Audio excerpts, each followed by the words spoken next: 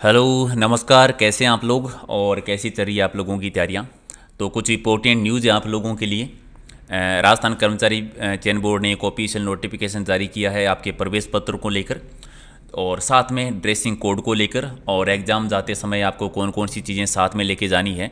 तो पूरा वीडियो देखिए ताकि सारे सवालों के जवाब आपको मिले। ये इसलिए ज़रूरी है क्योंकि एग्ज़ाम के टाइम पर आप अलग अलग जगह पर ढूंढ ढूंढ के ये चीज़ें ना देखें, ठीक है, क्योंकि रिवीजन का समय है। तो एक वीडियो में ही सारी चीज़ें आप देख लीजिए अच्छे से। ये आज का ही ऑफिशियल नोटिफिकेशन है, आपको पता होगा। पेपर तो 2 चरणों में है ही, 4 चरणों में है 2 दिन में। यहाँ पर एक डेट थोड़ा सा है ना, शायद इनका गलती से लिख दिया है, तो इसको माइंड मत करना। यहाँ पर उन्होंने 27 लिखा हुआ है, शायद ये 28 ही है, ठीक है। तो 27 तारीख के 2 चरण है और 28 तारीख के 2 चरण, टोटल 4 चरणों में पेपर होने वाला है। पहली पारी आपकी 10 से 12 बजे तक और दूसरी 2:30 से लेकर 4:30 बजे तक 2-2 घंटे का पेपर है। प्रवेश पत्र आप कब से डाउनलोड कर सकते हैं? परसों से 19 तारीख से। आज 17 हो गई है, तो 19 तारीख से आप प्रवेश पत्र है वो डाउनलोड कर सकते हैं। अपना अपना सेंटर देख लीजिए कहाँ पर है और सही समय पर आपको जिस भी ज़िले में या जिस भी शहर में आपका पेपर है वहाँ पर टाइम से पहले ही पहुँचना है, एक दिन पहले चले जाना। अब बात इंपॉर्टेंट की क्या क्या करना है। देखो, कोरोना वाला माहौल है तो मास्क वगैरह तो आपको लेके जाने ही जाने, वो तो अनिवार्य है, उसके बिना तो प्रवेश होगा नहीं।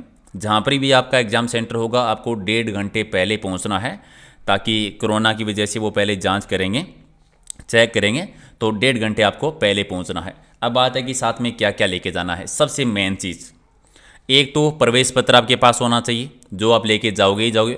प्रवेश पत्र के साथ में आपको एक मूल पहचान पत्र लेके जाना है, फोटोकॉपी नहीं। मूल पहचान पत्र में क्या क्या लेके जा सकते हैं? आधार कार्ड सभी के पास है, आधार कार्ड लेके चले जाइए। वो नहीं है तो पासपोर्ट होगा, ड्राइविंग लाइसेंस होगा, मतदाता पहचान पत्र होगा जिसमें आपकी फ़ोटो लगी हो। कोई भी एक मूल पहचान पत्र लेके जाइए। आधार कार्ड है तो वही लेके जाइए आप लोग।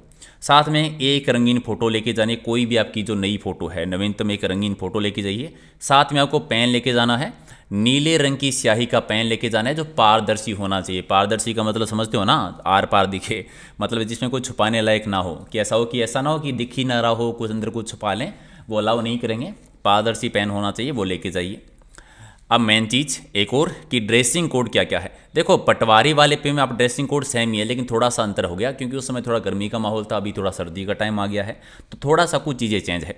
आपको किसी भी प्रकार का कोई कोट है, टाई है, मफलर है, जैकेट है, शॉल नहीं लेके जाना है। अब बात की होती फिर सर्दी के बचाव के लिए क्या पहने? स्वेटर, नॉर्मल वाली स्वेटर या जर्सी आपके पास जो है वो आप लेके जा सकते हैं, लेकिन ध्यान रखिए उसमें कोई भी बड़ा बटन ना हो, ठीक है। बाकी नॉर्मल वाला जर्सी या कोई भी स्वेटर आपके पास में होगा वो पहन के जाना है। कोट वगैरह, जैकेट वगैरह वो लेके मत जाइएगा, ठीक है। और जिसमें बड़े बटन नहीं होने चाहिए। महिलाओं के लिए वही, महिलाओं के लिए नॉर्मल ड्रेस है। साथ में बालों में नॉर्मल रबड़ का बैंड हो सकता है, हाथ में ला की चूड़ियाँ हो सकती है। इसके अलावा किसी भी प्रकार का कोई भी आभूषण नहीं लेके जाना है साथ में, ठीक है। साथ में आपको पूरी आस्तीन का कुर्ता है या शर्ट है, ब्लाउज है, ये आप पहन सकते हैं, लेकिन ध्यान रखिए ऐसा हो कि ऐसा प्रतीत ना हो, उन्हें लगे नहीं कि इनमें कुछ आपजनी चीज़ें छुपाई जा सकती है।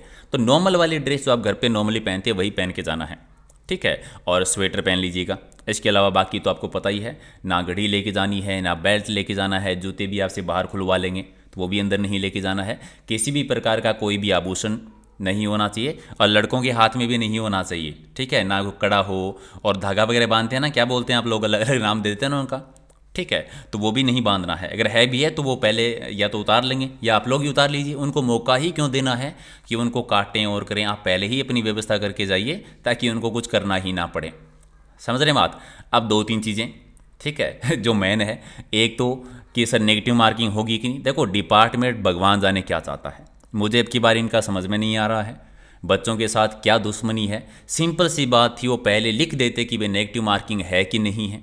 100 क्वेश्चन देंगे कि 120 क्वेश्चन देंगे, कितने बच्चे पास करेंगे, उन्होंने बिल्कुल नहीं, सीक्रेट रखा है। पता नहीं कौन सा मामला है इनका, ठीक है। तो नेगेटिव मार्किंग है या नहीं, ये पेपर में बैठने के बाद में आपको पता लगेगा। जब आपके हाथ में पेपर आएगा उसी समय पता लगेगा कि है कि नहीं है। क्वेश्चन 100 होंगे कि 120 होंगे, ये बात भी आपको पेपर में ही पता लगेगी। 2 चीज़ें। अब तीसरा कि सर कितने बच्चे पास करेंगे, तो देखो मामला कुछ ऐसा है कि पहले उन्होंने कहा था कि 15 गुना कर देंगे। बाद में एक ऑफिशियल नोटिफिकेशन जारी करके बोला कि डिपार्टमेंट डिसाइड करेगा कि न्यूनतम अंक कितना रखेंगे ठीक है, उन्होंने निर्धारित तो किया नहीं है। आप कुछ लोग बोलते हैं कि सर वो 40 वाला है, कुछ कहेंगे ज़्यादा। मुझे जहाँ तक चीज़ें समझ में आई है, हो सकता है मैं गलत हूँ, माफ़ कर दीजिएगा, मुझे जहाँ तक चीज़ें समझ में आई डिपार्टमेंट ने अभी तक फिक्स नहीं किया है। अब वो बाद में ही करेंगे कि 15 गुना लेंगे कि ज़्यादा लेंगे, या अलग अलग कैटेगरी वाइज वो निर्धारित करेंगे कि कितने नंबर तक पास करेंगे। ठीक है, तो वो मुद्दा तो फिलहाल छोड़ दीजिए, ये 3 तो उनका सीक्रेट रहने दीजिए, उनकी फिलहाल बच्चों के साथ कोई अलग ही तनाव में। अगर वो पहले बता देते तो कितने सारे बच्चे हैं जो टेंशन में है, कन्फ्यूज़न है, उनको ये क्लियर हो जाता। अब बाकी अब लास्ट में हमको क्या करना है इतने दिनों में। देखो इतने दिनों में आपके पास 2-3 ही चीज़ें हैं। क्या? घमासान तरीके से रिवीजन करना, जितना ज़्यादा आप रिवीजन कर सकते हैं कीजिए। अब बात आती है कि सर रिवीजन फिर करें किसका।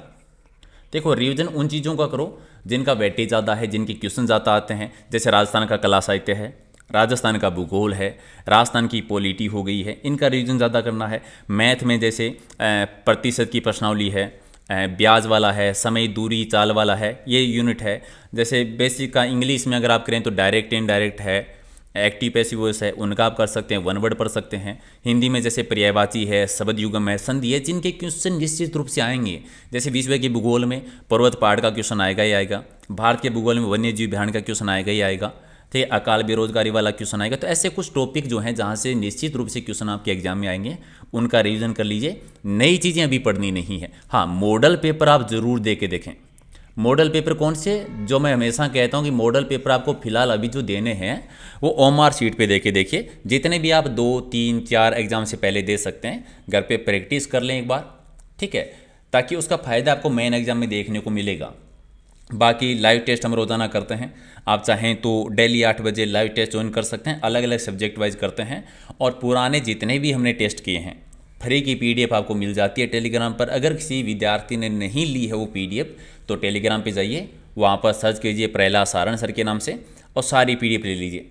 और बाकी अभी तनाव नहीं लेना है, हालांकि मुझे पता है, ठीक है, ये वीडियो लंबा हो रहा है, लेकिन हाँ मुझे पता है कि थोड़ा बहुत तनाव तो रहता ही है। ठीक है, कभी आपको लग रहा होगा सर समझ में नहीं आता क्या पढ़ें, कभी थोड़ी घबराहट होती है कि कुछ भी याद नहीं है, कभी लगता है कि सब कुछ याद है, चाणक्य बन गए हैं। देखो एग्ज़ाम के टाइम पर ये छोटी मोटी चीज़ें तो देखो होगी, ठीक है, इंसान है, मेहनत की है, तैयारी की है, ठीक है। 15 लाख बच्चों में 4000 पोस्ट आएगी, 4000 लगेंगे, तो थोड़ा सा तो देखो होता है जी, ठीक है। किसी के बस की बात ना है किसी के हाथ में ना है ये चीज़, ठीक है। हम कहने को कह सकते हैं कि टेंशन मत लो, लेकिन होती है। जब 4-4, 5-5 साल सरकारी नौकरी की तैयारी कर रहे होते हैं ना, और अंतिम टाइम आता है पेपर देने का, तो नॉर्मल सी बात है कि थोड़ा तो धड़कनें तेज़ होगी, ठीक है। तो मत, इतना कह सकता हूँ कि ज़्यादा मत लीजिए, हमने बहुत अच्छे से तैयारी की है, ठीक है। डरने की क्या बात है, ईश्वर अपने साथ है, वो वाली बात है। हमारा पक्का सिलेक्शन होगा और हम ऐसे ही धुआंधार तरीके से आगे राजस्थान पुलिस की और ग्राम सेवक की मेंस की तैयारी भी करेंगे, ठीक है।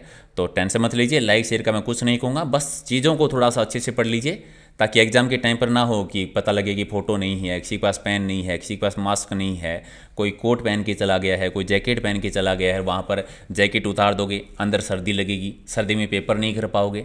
तो थोड़ी सी व्यवस्था है ना पहले से करके जाना, कि वहाँ पर किसी भी प्रकार की परेशानी ना हो आपको। बहुत अनमोल हैं आप, पता है ना। तो 2 घंटे में ना ठंड का हो ना कुछ और हो, सारी व्यवस्था करके जानी है, ठीक है। All the best, thank you.